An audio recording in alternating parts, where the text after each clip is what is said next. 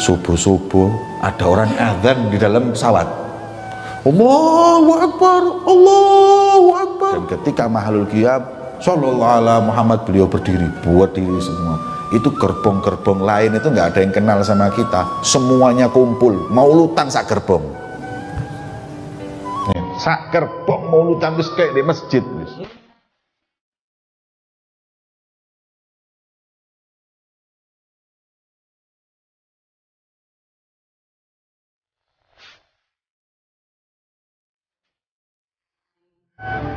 Jadi kalau makanan surga, orang kalau ingat surga kan sudah bisa tidur. Kemudian kalau saya menghadap ke kiri, ingat neraka, tambah wedi, tambah gak seturu. Jadi nggak bisa kanan surga, kiri neraka. Seperti itu apabila malam, ya, maka beliau memilih untuk tidak tidur di tengah malam, beribadah kepada Allah Subhanahu wa Ta'ala. Nah, kata guru saya Habib Umar itu nggak pernah tidur pakai kasur.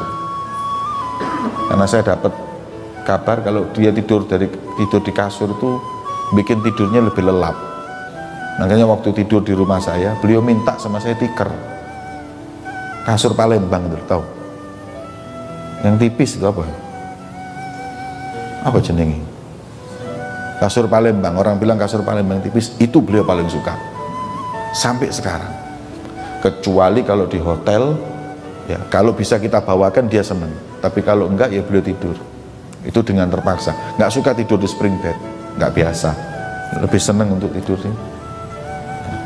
Ya gitu juga tidurnya Habib Umar itu di mobil, di pesawat, itu tidur. Yang di pesawat aja kadang-kadang kitab dibaca. Saya kalau pernah menemani Habib Umar naik pesawat 9 jam lebih pesawatnya.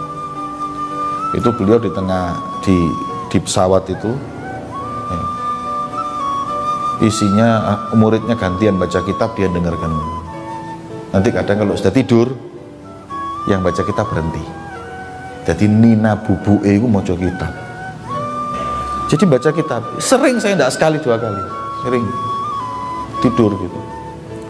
Saya pernah waktu itu perjalanan lama dari Yordan kemudian ke Indonesia. Perjalanan itu malam, beliau duduk, semua duduk, zikir, wirid. Setelah itu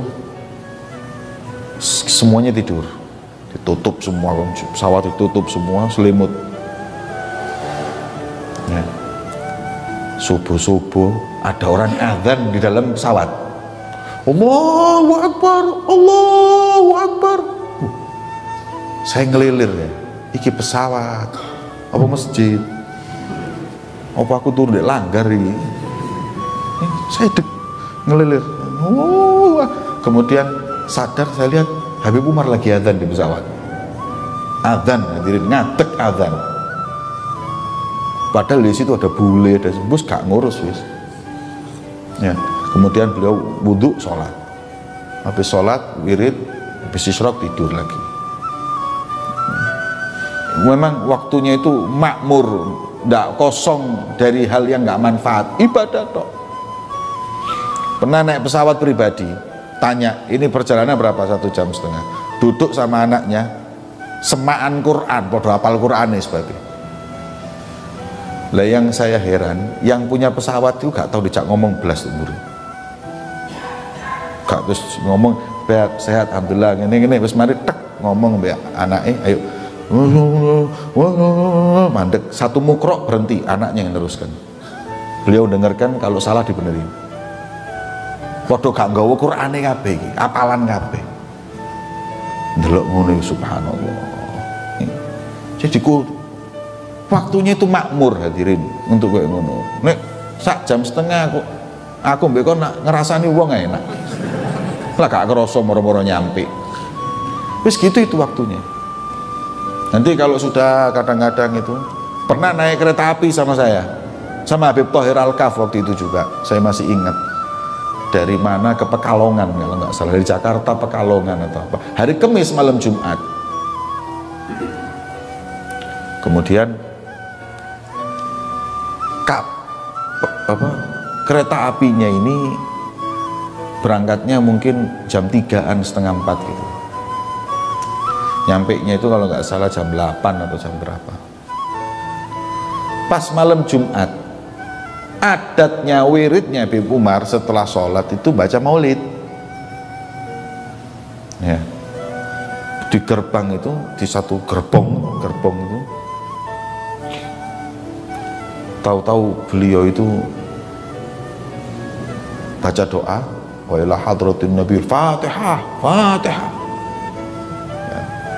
Setelah baca Fatihah semuanya, Habib Umar langsung, ya Rabbi salli ala Muhammad habibika syafi'il musyaffa. Ya Rabbi, kan rombongan ada sekitar 20 orang, sholawat kabeh, bingung sak gerbong ini. Maulid. Sudah, saya kira cuman ya Rabbi salli, enggak, terus sampai baca fasal, qasidah. Setelah itu, setelah fasal selesai 4 fasal qasidah, yang saya masih bingung mikir mahalul qiyam ngadeg apa gak. Dan ketika mahalul qiyam sallallahu ala Muhammad, beliau berdiri, buat diri semua. Itu gerbong-gerbong lain itu nggak ada yang kenal sama kita, semuanya kumpul maulutan sak gerbong ya, sak gerbong maulutan wis kayak di masjid wis. Setelah maulid selesai, kalau di Darul Mustafa biasanya setelah maulid ceramah, beliau setelah qiyam nyuruh Habib Thohir Al-Kaf untuk ceramah.